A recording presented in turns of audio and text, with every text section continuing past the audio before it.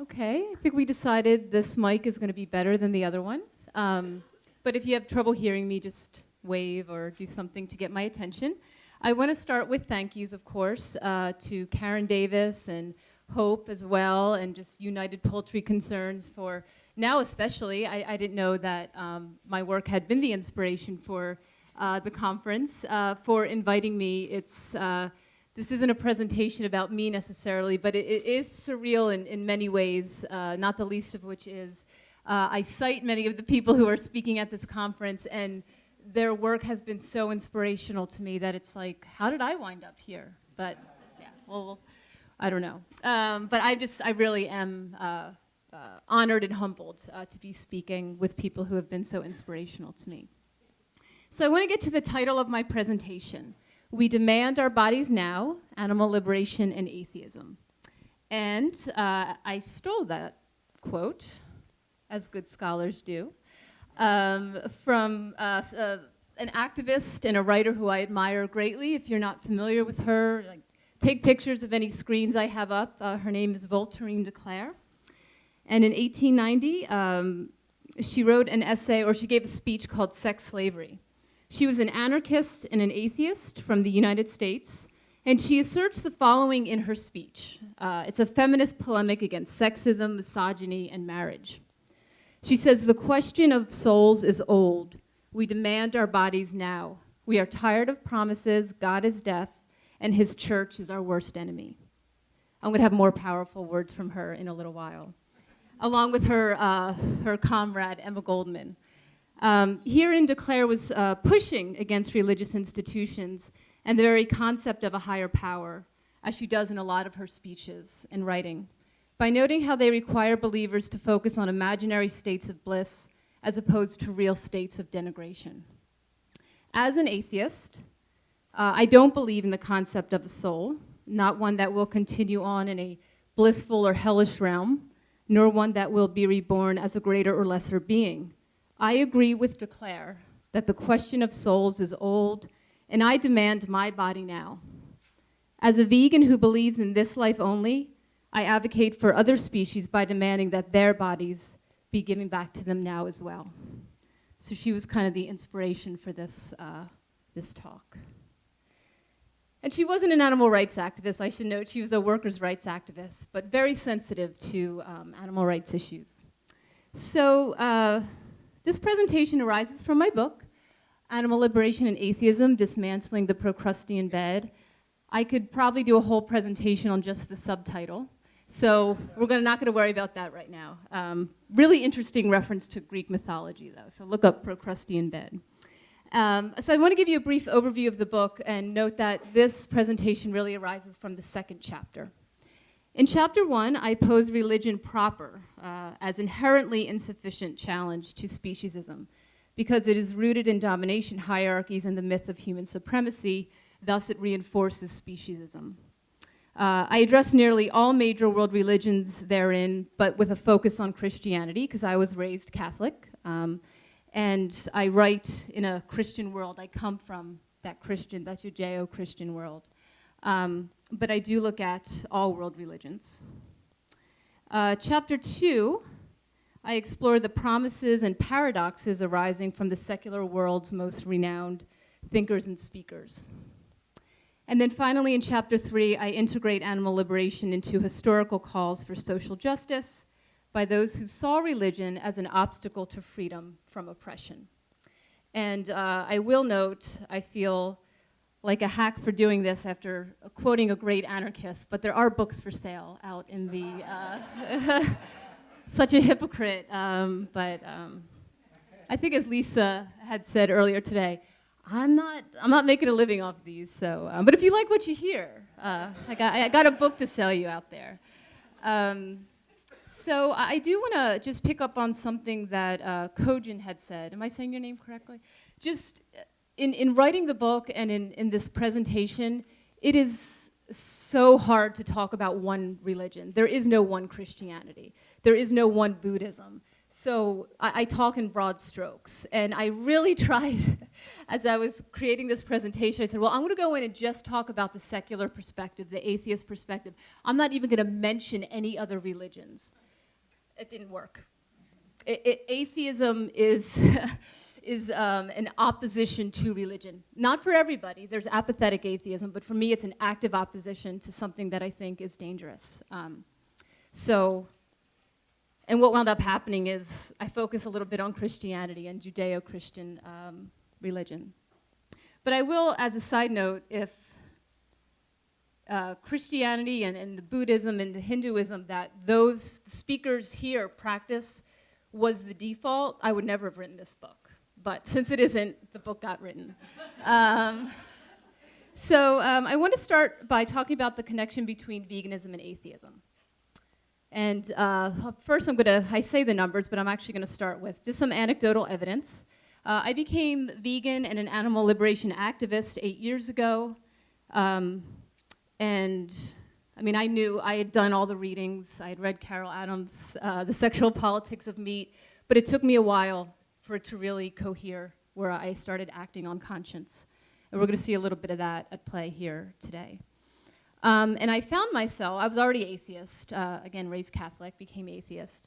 And I wasn't looking for a secular community. Actually, I had moved up to Minnesota for a job, and I went to the Minnesota atheist talks or their meetups, and I'm like, I don't really want to hang out with these people. No offense, but I really like these animal rights activists. And it just turns out that they happen to mostly be secular. So atheist, agnostic, or just, I don't think about religion, I don't care, it's not in my wheelhouse kind of thing. Which is not to say there were not people representing religious traditions as well. But mainly, I was surrounded by secularists, not meaning to be. So I had found my own little Minnesota atheist group, but it was through the animal rights movement. So when I started writing this book, I did some research. So there's some research-based evidence. It's kind of small tree here, so I'm going to step out a little. So I'm just going to go through the decades and give you some supporting info. So in 1984, Animals Agenda survey reported that 65% of respondents are atheist or agnostic. Early 90s, studies by sociologist Harold Herzog report about 91% of animal activist participants being non-religious. So these were from his studies. In 2000, Jameson's, this is all from the social sciences, social science data indicate that most animal rights activists think of themselves as atheist or agnostic. And then in 2012, Cara Gabriel and her colleagues report that individuals who identify as non-religious are more supportive of animal rights than religious persons. So this, I'm like, okay, so this is not just my experience, there's something here.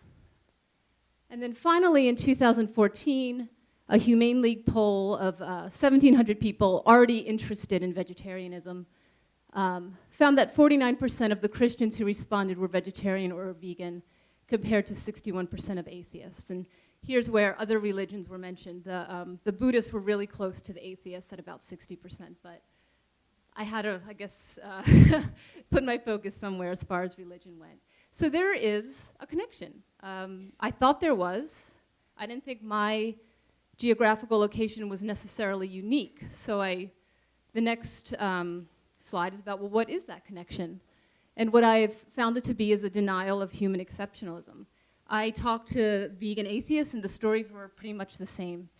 Once I didn't believe in God anymore, I felt I was knocked off the top of a ladder. It made me think about other species. So we have this quote from someone. Has anyone heard of this guy before?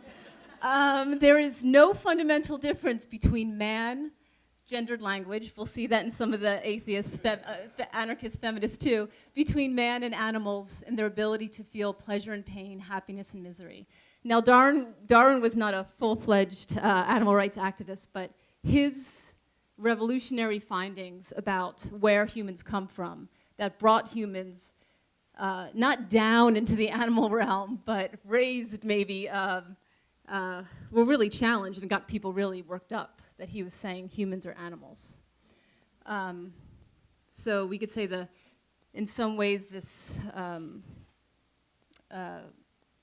icon of science as we know it today, his findings led him towards a more sensitive approach to other species. So before I get there, though, I have to start with a caveat. So as noted, giving up God made me question human exceptionalism, and it is science, I propose, not religion, that supports this conclusion. Science and evidence are highly valued by those in secular and religious communities. Thus, science, I believe, is a solid foundation from which to build a case for animal liberation. But I have to start with a caveat here. So I'm not arguing that science should thoughtlessly replace God myths, especially as part of my activism is against all forms of animal use in the sciences. So while science is humanity's best method for discovering truth, it can be fallible and political tool. The best example would be it was used to support racism and the denigration of women for centuries. Science, measuring people's head sizes was used. So this is how science is malleable. And there was, speaking of race, the atheist community is, with no offense to anyone here, dominated by white males. I don't think that's going to shock anyone.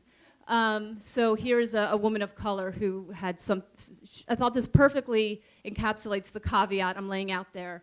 And I'm going to think of something that Kojin had said that I liked. It's just something about posing science is like, that's all we need are these facts and statistics, and somehow truth will manifest and people will see. That's not how it works. It's definitely a political tool. In the mainstream imagination, science and God are united in mystery. Both are contested terrain whose authority is defined, governed, and controlled by elites. Both promise transcendence, a taste of the immortal, a swipe at redemption. And I just thought that was beautifully said. Sometimes I just include quotes because they're so well said. So I had an interesting experience when I spoke at the New Zealand Skeptics Conference in 2015. I kind of felt like the odd woman out, speaking amongst people coming from religious perspectives, though I know, at least as Will Tuttle I saw was sitting here, did note Buddhism as an atheistic or not God-centered. And I do mention that in my book, and of course it depends on who you ask a lot of the time. So, so to go to a skeptics conference, I really felt like the odd woman out.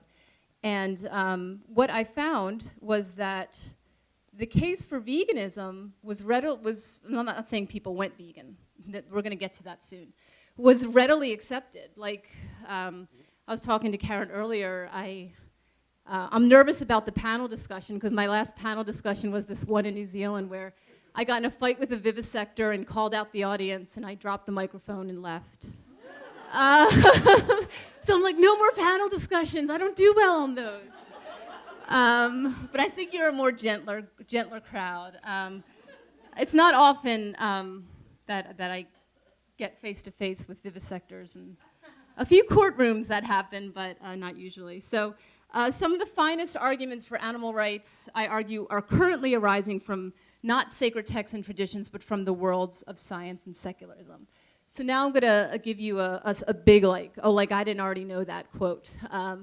So in 2012, overseen by Stephen Hawking, and what I like to use that, like, are you smarter than Stephen Hawking, really? He and the world's top neuroscientists converged. Have people heard of this, just out of curiosity? Yeah. And they developed the Cambridge Declaration on Consciousness. And I'm not going to read through the whole thing. I just underlined the important point here. Humans are not unique. This was and the actual word would be unequivocal. And they weren't coming at this from an animal rights perspective at all. But they're saying the science supports animals are conscious. Animals are sentient. Humans are not unique. Humans are not exceptional. We are not at the top of a hierarchy. And it was that thinking before this, which I really think any 5-year-old can tell you from playing with a dog or a bunny rabbit, but it helps when you have the backing of science, that other animals are like us. And that is the challenge. Well, what does that mean? That's actually how my book arose. was a special aired on PBS about animal intelligence, and it led to a Minnesota atheist gathering where they talked about what does this mean, what are the ramifications. And of course I had my own perspective, and I saw a lot of the other atheists didn't. So it was kind of frustrating. Because I'm like, but Stephen Hawking said it, it's not me. I also want to note that atheism's most prominent and often controversial voices are coming to the same conclusion. So when I started writing the book, I really thought it was going to be just looking at how religion is an insufficient response to the animal question. But what I was surprised to find were these amazing conclusions arising from, again, the most prominent voices in the new atheist or atheist movement. So Richard Dawkins had this to say in the early 90s, before he became a rock star.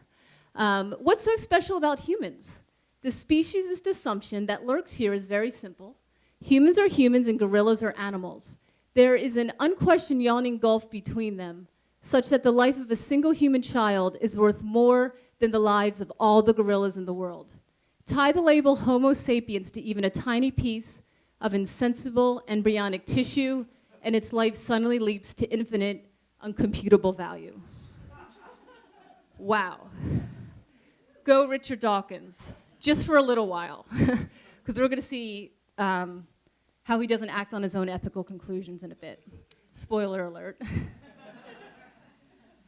These next quotes are from another prominent figure who has a real back and forth relationship with veganism and vegetarianism, and that's Sam Harris. So in The Moral Landscape, the actual subtitle is something, or exactly, how science, not religion, determines human values. And I was surprised. So I didn't go looking for these passages, but his conclusion, all things considered, it is very difficult to believe that all the suffering and death we impose on our fellow creatures is ethically defensible. A belief in souls leaves people indifferent to the suffering of creatures thought not to possess them. I was blown away. Like, wow, so, Dawkins must be vegan then. He's not. Again, Harris has waffled. He's gone back and forth a lot. And I thought what he was saying was very similar to a quote from a prominent voice in the animal rights movement, Joan Dunnier, and Speciesism, talked about the soul. The belief that all humans and no non-humans possess a soul, it can't be proven wrong. The claim that anyone possesses a soul lacks the support of evidence or logic, and again, it's used as a means to oppress. So, again, as I read that passage, I'm like, that reminds me of something. Like, oh yeah, Joan Dunnier already said this, Sam. But she came to a much different ethical conclusion. So, with all of this in mind, I kind of had this growing sense of are vegan ethics atheist ethics? So we have science declaring that humans are not unique, that animals are conscious beings, sentient beings. We have these, again, prominent voices coming to similar conclusions. So yeah, vegan ethics are atheist ethics, of course. But then this happened. So my book came out, and this is actually the article. So these are justifications. So when my book came out in 2014, Hemant Mehta, he's known as the Friendly Atheist, just published like 3 or 4 paragraphs from it. And he actually is a former Jain and vegetarian. And he didn't take a stance. He just said, here's a book that's out, and here is a really brief excerpt from it. And I mean, I had to stop reading the responses. It was brutal. So there were the ones that we're all used to, the annoying attempts at humor where people actually think they've come up with something funny. The short answer, animals taste almost as good as babies. Plants are a life form, so vegetarians are committing genocide every time they eat a salad. They are broccoli bigots. Thinking like, no one's ever come up with that, to the factually incorrect and teleological, and teleological being there's a plan for us. There's a force directing us or guiding us. A classic. A quick glance at my teeth tells me we humans evolved to eat the flesh of both plants and animals. We are omnivores. We all know these aren't going to rip through the flesh of an uncooked animal. And then with this one, it's really the second part. Your health will suffer because you cannot give the finger to millions of years of evolution without consequences. So basically, so these are justifications because clearly these secular thinkers, these atheist agnostics, it's not God that has a plan for us, it's evolution. That's just a new God. And they're not seeing how religious, how hierarchical and taxonomical this way of thinking is. And I just included this, I've seen that before. When I've had vegan speakers come to talk in my class, I once had a student wear that t-shirt. Like that was his big statement for the day. It's like you didn't climb to the top of anything. You dominated your way to a position of power, and you go get your food, as if that, shooting a deer, just walking through the forest is some kind of noble goal. Like this is what we climb to the top. You climb to the top of a tree, not a food chain. So I saw these justifications, and I was actually like shocked by the vitriol. Some of it was personal attacks on me. Expletives were used. I couldn't believe the response. So there were some nice responses too. I think they were all my friends because I'm like, somebody support me. So maybe you're wondering, well, what about Dawkins and Harris? So this is what Richard Dawkins said in an interview. It was actually Peter Singer stood up and asked him a question. He says, I live in a society in which meat eating is the norm, and it requires a level of social courage which I haven't yet produced to break out of that. It's like the position that many people would have been in a couple of 100 years ago over slavery. Unbelievable. An unbelievable, completely blew me away. There's so much going on here. This could have been the subject of this presentation, just what he's saying here. First of all, this is Richard Dawkins. He's afraid to be vegan. He is so rude and offensive, and in some ways, you just want to shake him. Like, why do you say these things? He's not afraid of anything. And then he actually makes the dreaded comparison. I would be like a slaveholder. He knows it. He sees it. But he's not doing anything about it. And actually, in another interview, Peter Singer says to him, well, no, it's vestiges of religious belief that cause you to still eat meat. So, Sam Harris went even a little more off the track with his reasoning. He mentions justice philosopher Robert Nozick asks if it would be ethical for our species to be sacrificed for the unimaginably vast happiness of some super beings, provided that we take the time to really imagine the unimaginable. This is logic. These are people who value logic. I think the answer is clearly yes. So what he concludes is, because I might have to give up my position at the top of the hierarchy, it's okay to eat meat because I'm willing to do that.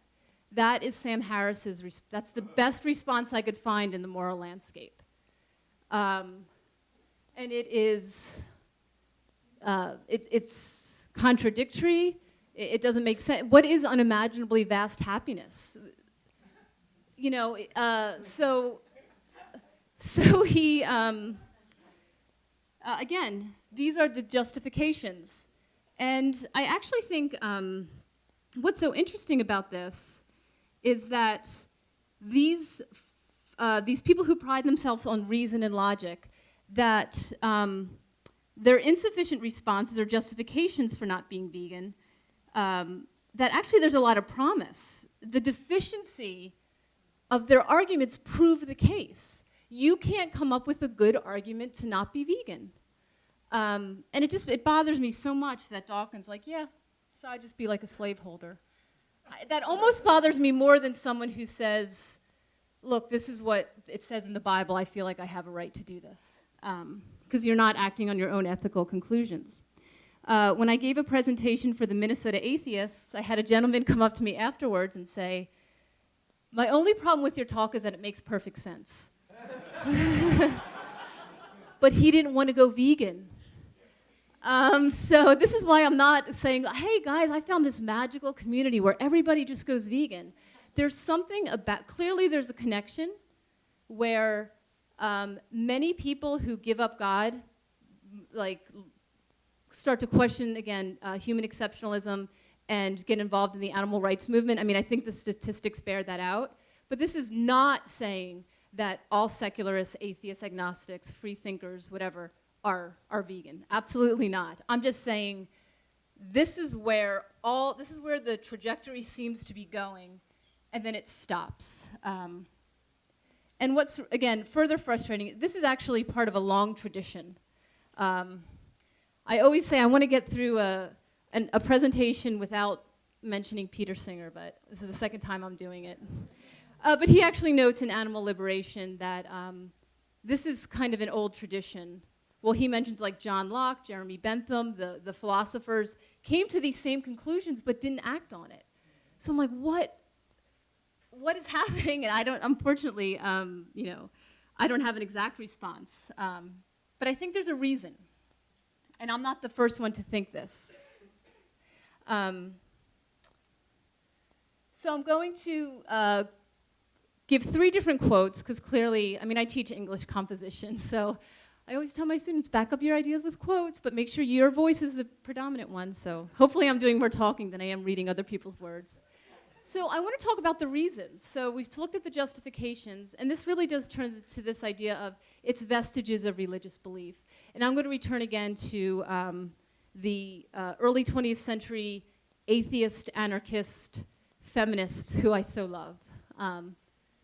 Again, from Sex Slavery.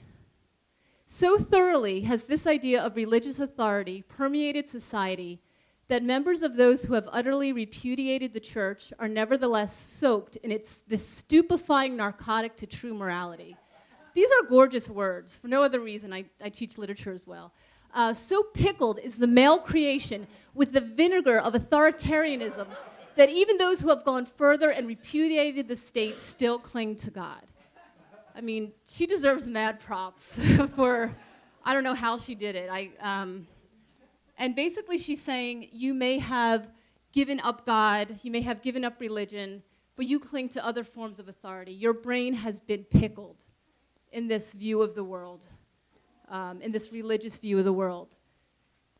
So now hold on to your hats, because next up is Emma Goldman. This is from The Failure of Christianity. But the ethical and poetical Christ myth has so thoroughly saturated our lives that even some of the most advanced minds find it difficult to emancipate themselves from its yoke. They have rid themselves of the letter, but have retained the spirit. Yet it is the spirit which is back of all the crimes and horrors committed by Orthodox Christianity.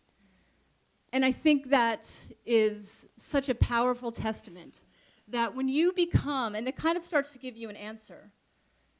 When I became an atheist, it did cause me to challenge my role as a human animal. And what does this mean?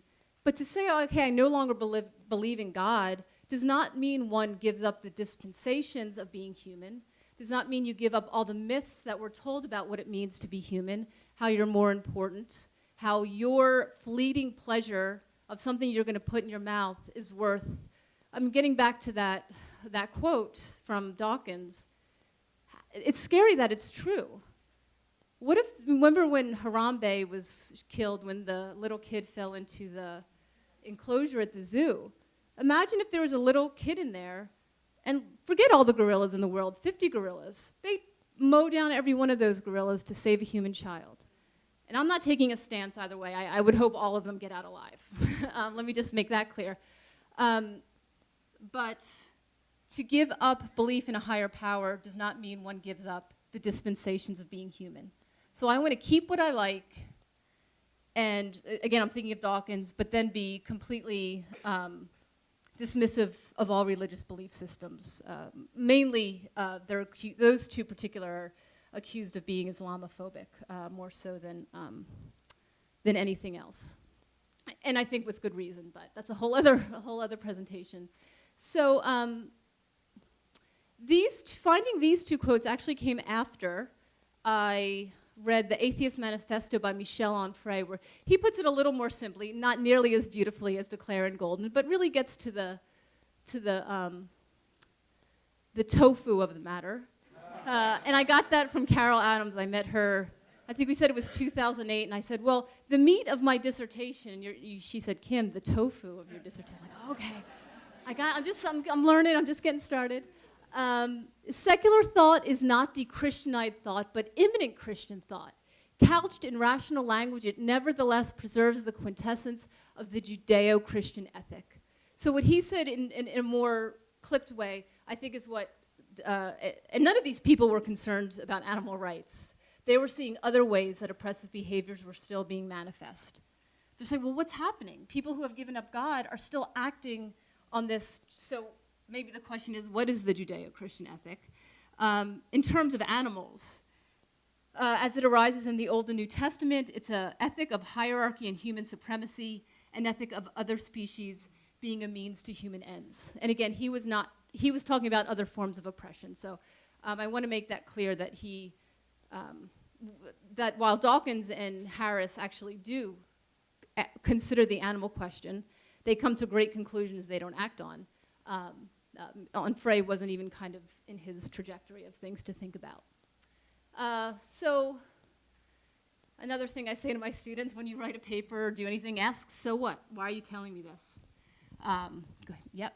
I guess it's because I feel like this is not in an ontological sense, but this is my goal, is to bring this message of ethics, consistency and inconsistency, and compassion to the secular community.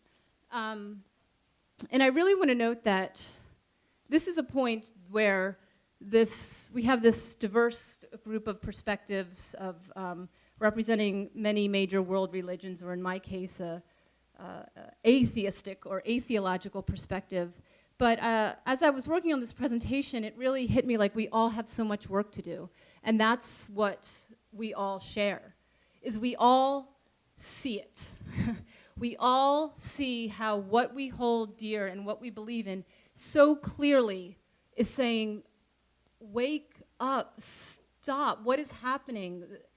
I don't know what other word to use, but again, I'm going to use the word Holocaust. And I've actually written against, be very careful when you use the dreaded comparisons.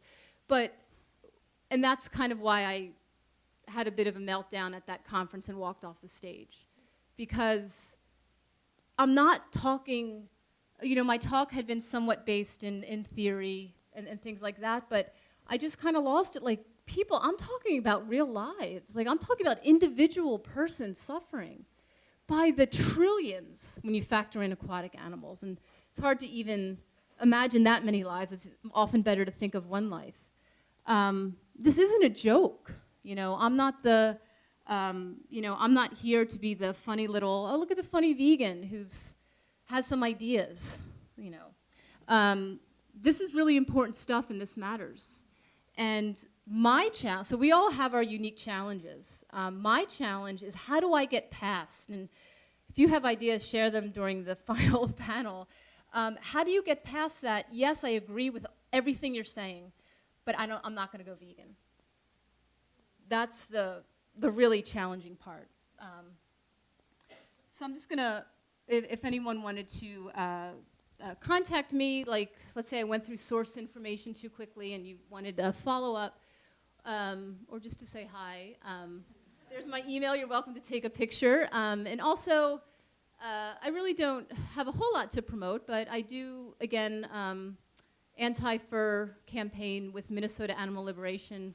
You can just like us on Facebook if you're bored one day. Or Progress for Science. We are pro-science, pro-protest, and anti-vivisection. So with that, I just say thank you for listening, and I look forward to what's next.